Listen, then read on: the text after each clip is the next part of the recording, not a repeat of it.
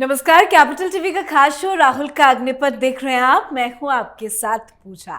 राहुल गांधी अपने ही बुने हुए जाल में फंसते जा रहे हैं। बेरोजगारी, महंगाई, ये सब ऐसे मुद्दे हैं जिन्हें लेकर राहुल गांधी आए दिन मोदी सरकार पर हमलावर रहते हैं। पर अब कांग्रेस शासित राज्यों में हालात ये हो गए हैं कि नेता अपने ही सरकार के खिलाफ हमलावर है। हिमाचल में कांग्रेस पार्टी की सरकार है, पर शिमला में किसान नाले में से बहाने को मजबूर है क्योंकि कांग्रेस सरकार समय पर किसानों का फल बाजार तक पहुंचाने में नाकाम है।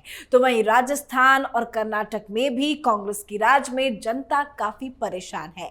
सरकार सही ढंग से ना चल पा रही है, ना आपसी तालमेल है। हालात अब ऐसे हो गए हैं कि राहुल गांधी जनता के बीच भी अब जाने से कतरा रहे हैं कि कहीं विरोध का सामना ना करना पड़े। और इसी बीच एक खबर सामने आई कि मल्लिकार्जुन खड़गे के बाद अब राहुल गांधी का भी 8 अगस्त का मध्य प्रदेश का दौरा रद्द हो चुका है। तो इसके पीछे की रणनीति को आज समझेंगे।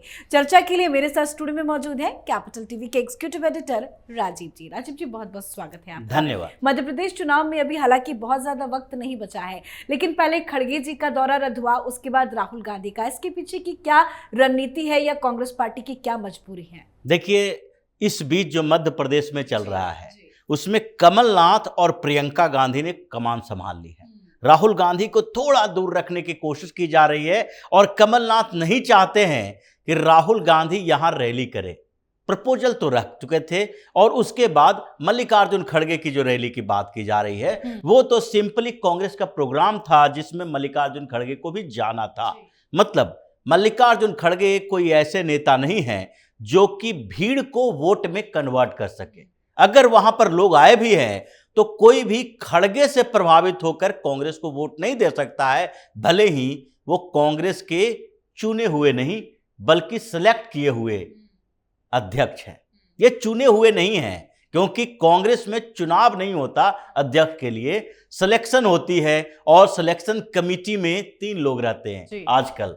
वो है सोनिया गांधी, राहुल गांधी और प्रियंका गांधी। ये तीनों की पसंद नापसंद देखी जाती है। लेकिन जहां तक राहुल गांधी का सवाल है, इनको बुलाने की कोशिश की जा रही थी और इस बीच मध्य प्रदेश में जो स्थितियां बदली है उसमें क्या हुआ है कि अब वहां पर कांग्रेस का हिंदुत्व और भारतीय जनता पार्टी का हिंदुत्व, यानी हिंदुत्व और हिंदुत्व के बीच टकराव है। ये कहां जा रहे हैं? जो कमलनाथ हैं वो बाबा बागेश्वर के शरण में जा रहे हैं। धीरेन्द्र शास्त्री को बुलाने छिंदवाड़ा के लिए। छिंदवाड़ा ही एक लोकसभा क्षेत्र है जहां से कमलनाथ के बेटे नकुलनाथ जीत कर आते हैं। एक ही लोकसभा सीट पर कांग्रेस की मध्य प्रदेश में जीत होती है। 28 लोकसभा सीटों पर भारतीय जनता पार्टी की जीत हुई थी पिछली बार, और छिंदवाड़ा से ही विधानसभा का चुनाव कमलनाथ लड़ने वाले हैं।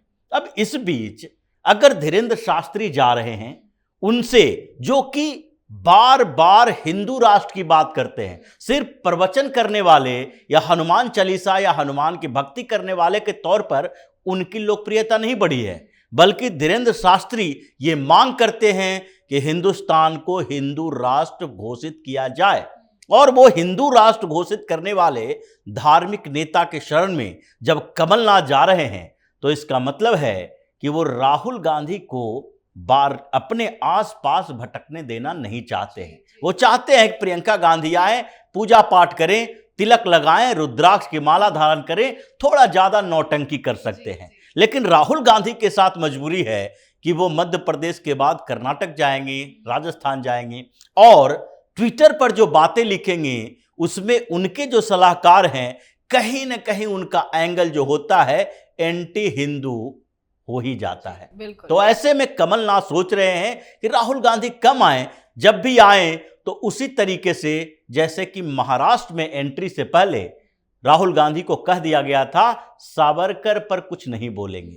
चाहे महाराष्ट्र के नेता कुछ भी कहें, लेकिन आप कुछ मुद्दों से दूरी बना के रखें, स्मार्टली काम करो। लेकिन राहुल गांधी स्मार्ट है ही नहीं तो काम कैसे करेंगे? इसीलिए इनको मध्य प्रदेश की रैली अभी कैंसिल करनी पड़ी है।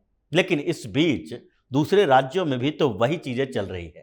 राजस्थान हो, हिमाचल प्रदेश हो, छत्तीसगढ़ हो या फिर कर्नाटक हो। कर्नाटक तो अभी ताजा उदाहरण है जहां पर हंगामा इतना बढ़ गया है कि फिर से deputy CM DK Shivakumar ने कहा कि हम लोग करीब करीब 20-25 जो नेता हैं वो दिल्ली दौरे पर जाएंगे और मुलाकात करेंगे राहुल गांधी से, मल्लिकार्जुन खड़गे से, रणदीप सुरजेवाला से जो वहां के प्रभारी हैं। एक एक करके राज्यों के नेताओं से राहुल गांधी वैसे पहले भी मुलाकात कर चुके हैं, अब कर्नाटक के कांग्रेस नेताओं से मिलेंगे और खबर यह भी है कि हरियाणा के कांग्रेस नेताओं से भी मुलाकात करेंगे। पर राहुल गांधी का इस तरह से मुलाकात करना क्या कोई फायदा होगा कांग्रेस? देखिए, सबसे बड़ी बात तो यह है कि कांग्रेस के नेताओं से हर राज्य के मुलाकात करना और कर्नाटक कांग्रेस के नेताओं से मुलाकात करना, ये दोनों में अंतर है। राजस्थान के सारे कांग्रेस के नेताओं से मुलाकात की गई, ऐसा नहीं था कि सिर्फ मंत्रियों को बुलाया गया। उसी तरीके से जो उत्तराखंड के नेता आए वो सारे कांग्रेस के पदाधिकारी थे, चाहे जिला लेवल के पदाधिकारी हों, विधायक हों या फिर पूर्व विधायक हों और कांग्रेस के ऑफिस बियर हों। ये अलग अलग राज्यों में सारे नेताओं को बुलाया गया था जो संगठन के लिए काम करते हैं। राजस्थान में भी अशोक गहलोत को भी इनवाइट किया गया था, सचिन पायलट को भी इनवाइट किया गया था और दूसरे नेता भी जो आए थे वो राजस्थान कांग्रेस में प्रदेश अध्यक्ष से लेकर सचिव, सेक्रेटरी सारे लोग शामिल थे। लेकिन कर्नाटक में क्या हो रहा है, वहां के सिर्फ मंत्रियों को बुलाया जा रहा है और ये बड़े बड़े नेता आ रहे हैं क्योंकि वहां पर विद्रोह का माहौल तैयार हो चुका है और ये विद्रोह कर्नाटक से चलता हुआ अब हिमाचल में भी पहुंच चुका है।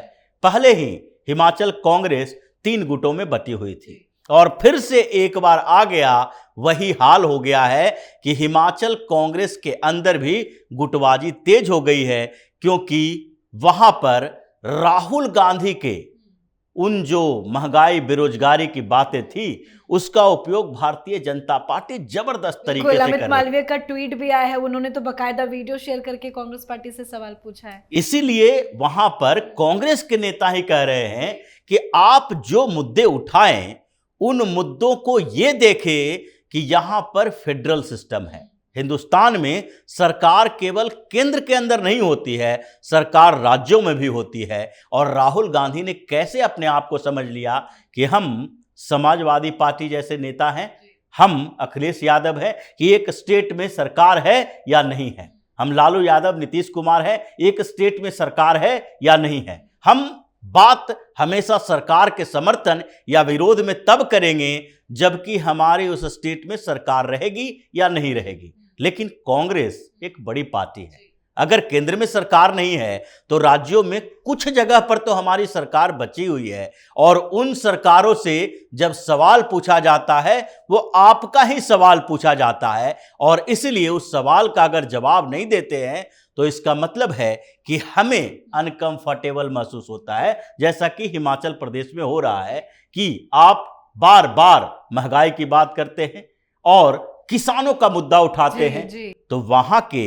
जो सेब निर्माता है और उत्पादक किसान हैं, उनके जो सेब हैं इतने ज्यादा समय तक उनके घरों में नहीं रखा जा सकता, उनको ट्रांसपोर्ट की सुविधा देनी पड़ेगी और ट्रांसपोर्ट की सुविधा नहीं दे रहे हैं, फल सड़ रहे हैं तो उसे नाले में बहाया जा रहा है, नदियों में बहाया जा रहा है। इसके लिए जिम्मेदार तो कांग्रेस की वही सरकार है जो हर जगह बिजली फ्री केजरीवाल की तरह कर रही है, महिलाओं को पेंशन दिया जाएगा, पैसे दिए जाएंगे, सामाजिक सुरक्षा के नाम पर रेवड़ी कल्चर को बढ़ावा दे रही है। लेकिन जो मेहनती लोग हैं उनके मेहनत के लिए आप सुविधा नहीं दे पा रहे हैं। यही समस्या राहुल गांधी की है जिसके कारण हर मामले में वो फंसते नजर आ रहे हैं, चाहे मणिपुर का ही मामला क्यों न।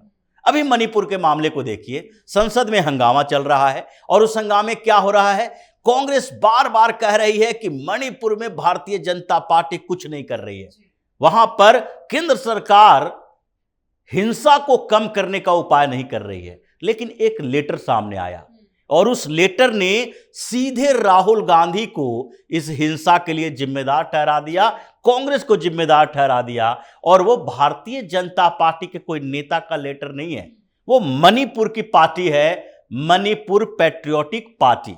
और उस पार्टी के जो नेता हैं नाओम, उन्होंने एक लेटर लिखा है कांग्रेस को, सीधे राहुल गांधी को ओपन लेटर लिखा है। ऐसे ओपन लेटर लिखने के शुरुआत भी इन्हीं लोगों ने किया था।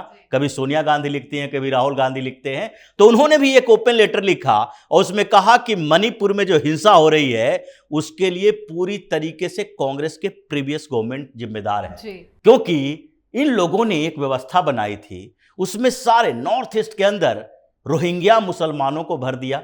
उसके साथ साथ जो बाहरी लोगों के लिए दरवाजे खोल दिए, क्योंकि उनको वोट चाहिए था। जैसे पश्चिम बंगाल में ममता बनर्जी बांग्लादेशी मुसलमानों को अपने पास रखती हैं, उसी तरीके से इन लोगों ने वहां पर कल्चरल कन्फ्लिक्ट तैयार कर दिया और कुछ मुसलमान कुछ क्रिश्चियन इन दोनों ने मिलकर हिंदुओं को दबाने की कोशिश की, कश्मीर बनाने की कोशिश की कि जैसे कश्मीर से हिंदुओं को खदेड़ कर बाहर कर दिया गया। मुसलमानों ने यह सोचा कि घाटी में अगर हिंदू और मुसलमान दोनों रहेंगे तो घाटी के अंदर पाकिस्तान का सपोर्ट लेना मुश्किल हो जाएगा। ये पूरी व्यवस्था है और जो हुआ है वो सीधे ओपन लेटर लिख के राहुल गांधी से जवाब मांगा है कि आप मणिपुर में हंगामा कर रहे हैं।